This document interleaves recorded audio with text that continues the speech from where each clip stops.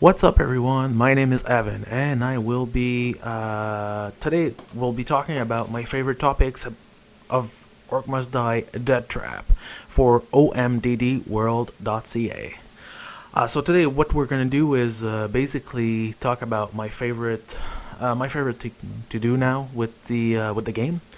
Uh, Out of bounds stuff. Out of bounds stuff has basically been a thing ever since the beta came out, or like the public beta, I should say. Um, it's been fun to try to find those way to get out the games.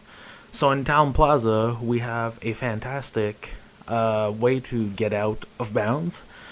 So you have to jump a couple places with Kalos. Basically, you reach the out of bound, and then you see all the assets that are outside of just the play area. And to do this, as you can see on the screen, you just head to the main part of the castle, I guess, where the big bird is, and then you do a couple slam jumps, going from left to right, and then at one point you will reach the bird, and this is where the fun starts, where you can actually uh, you can just get out of bounds and go see what's solid or not. So as you can see, I'm almost done my jumping there. The really big limiting factor here is that you only have two slam jumps. So, and it takes, like, I don't know, like 15-20 seconds to recharge. So when you need a few of them, then you need to wait, and that's really the big limiting factor. I suggested on the mods, the OMDD mods page on Discord, that they should do a mod where you don't actually have to wait. I don't know if that's going to be a thing. I even suggested it on the official Discord of the game. I don't know if the devs are gonna take this in consideration, but that would be fantastic, because some people, like, I just play the game to relax and enjoy myself. Sometimes the game can get a little bit stressful, especially if you're trying to accomplish anything. So I found that the out of bounds for me was just the best way to get going, play a game, and not being stressed out about, like, am I gonna fail the game? Like, it's just the best way to do it. I just try to find out of bounds stuff. Also, I completed the game. I only have like one or two things left to do, so the main attraction of the game is kind of gone now.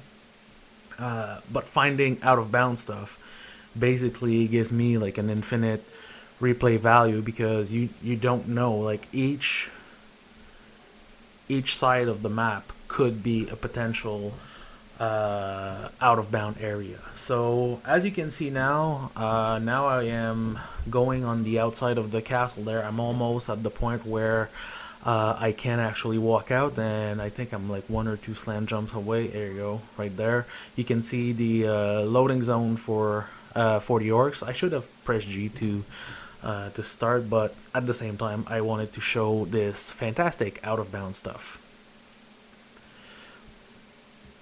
So now, you can see where the you're kind of forcing you're breaking the force perspective, where all the assets that looks like they are complete and solid are not. It's sitting in the void, but that's the beauty of the game, I think, is that you get that level that looks like a real town plaza without it being a full town plaza. As you can see, the castle is hanging in the void, and some of the doors are upside down, which, like, whatever, you don't see those normally, so it's not a big deal. And you can still walk around, and there's houses, there's things like this. But if you go to the end, I think there's like a house that's like half buried in the ground, so it's kind of it's kind of funny.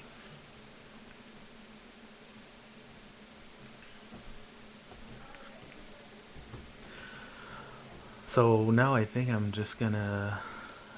I think I did the thing. So now it's time to restart and show you the other side of the map that you can actually access using the same sort of trick. So you go back to the birdie, and then you just go on the other side basically.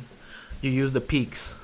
The very important thing is to use the peaks. When you use the peaks of the towers, you can actually just make your way back to sort of like the middle of the map, I'd say, and then you can find those little out of spots that are inbounds, but technically not accessible to anyone that's just playing the normal way of doing things. Again, you can see forced perspective, a lot of void behind those walls, but that's again, it just shows how creative the developers were by just making some space, putting an asset, and then make it look like it's a full town. Here you can see where it's the asset wasn't full, so I fell into that thing which has a house, well, the top of a house. I used to think that the only way to get out of this was to fall in that piece of void there, but you can actually just if you position yourself properly, you can actually just jump on this tip, and then you can actually like get back inbound, or at least if you just want to go somewhere else, as you can see right here. So now we're kind of behind one of the loading zones.